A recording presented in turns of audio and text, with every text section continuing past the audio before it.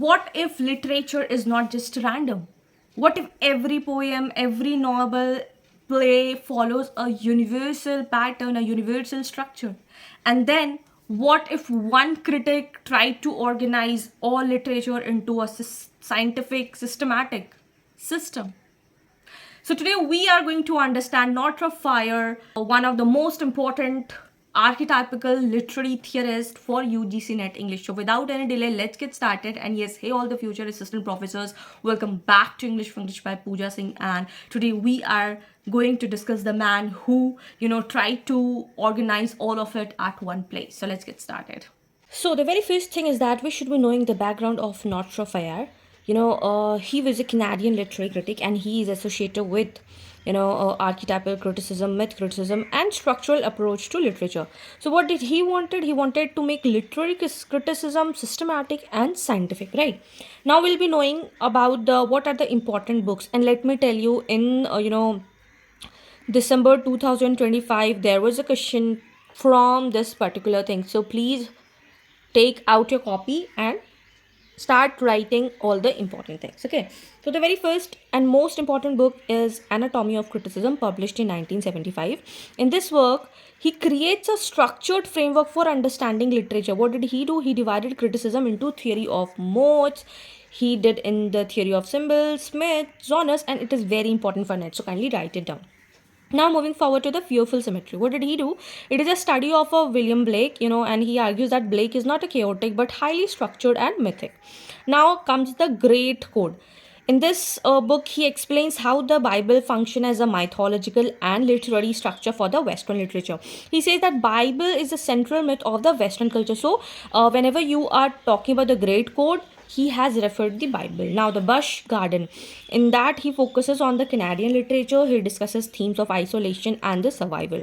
Now, what is the four kinds of literature, theory, myths, and mythos? Now, this was a particular question from December 2025, wherein it was asked about, there were a lot of like mythos of spring, comedy, and it was a very controversial. Student said that it is not correct, or it is not written in the particular book. So today we are going to classify it and see what is correct. So in Anatomy of Criticism, Frye classifies literature based on season. The very first one is Mythos of Spring, that is a comedy.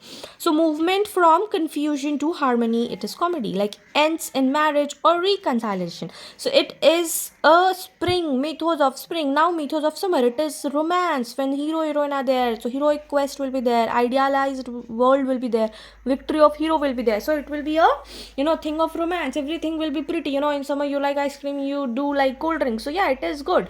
Now when it comes to Mythos of Autumn, it turns into tragedy. You will be seeing a very fall of hero. There will be suffering, there will be isolation. Not so good vibe comes from the tragedy. Then comes the Mythos of Winter, that is irony and satire. So it is very, very important that you have to understand what are the four. Please take a screenshot of it, do write in your copy, because I know screenshots are not going to be read again. So please do take a copy and write this. Mythos of Spring means comedy, Mythos of Summer means romance, Mythos of Autumn means tragedy, and Mythos of Winter means irony and satire. Now this means the broken world, disillusionment, anti-hero, and in UGC NET, again they will be asking to match the seasons with the genres, and it has already come. Okay, so now what are the 5 modes that has been often asked in the net? It classifies literature based on the power of hero. So first one will be mythic, that is hero superior to humans and environment, that is God. Romantic, that is superior to humans but not to nature. High mimetic, that is superior to other humans and kings. Low mimetic, that is ordinary person, and ironic, that is inferior to readers. So this is extremely important. Please kindly write it down. Now he has talked about the 5 symbol spheres, that is the theory of symbol. Like Frye talks about the levels of symbolism. Like first is the literal or descriptive, second is formal, third is mythical, and fourth is anagogic. What does anagogic means? It is a universal spiritual meaning. He says that literature moves from literal meaning to the universal mythic meaning, and we have been reading this archetypal criticism that it will be universal for every time. So what does that it connects with him, Jung, and archetypal theory.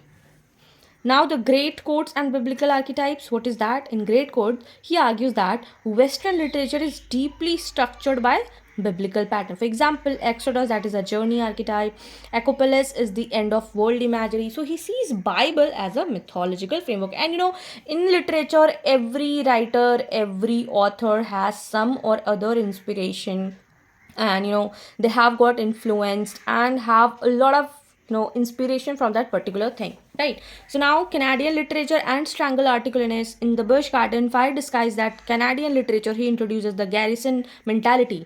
Settlers feel surrounded around by the hostile nature. So it is what it is, that it is the Canadian struggles when they were writing, and it was to express the identity clear. Why identity clear?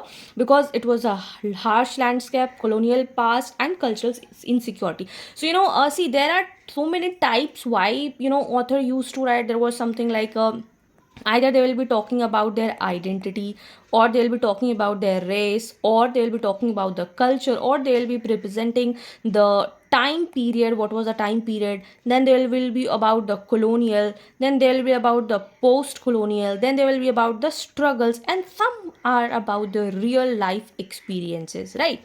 So this term is very important for the comparative criticism. So now after reading it, you should be knowing why it is important for UGC NET criticism. So the very first thing, and you should be knowing who wrote Anatomy of Criticism, who has divided seasonal myth classification, who has written 5 modes of literature, who has talked about garrison mentality, strangle articulation, and biblical myth theory. If any question comes from this, you would be easily available to answer, and you will get your 5 out of 5 marks if any question comes from this.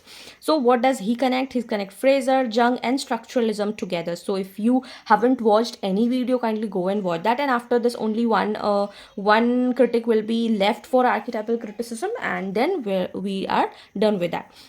So he systematized archetypal criticism, and Northrop gave literature a structure that he shows that every story follows a pattern like birth, growth, fall, death, and renewal. So if you understand Frye, you can easily classify any text structurally, that what is the structure of that particular text.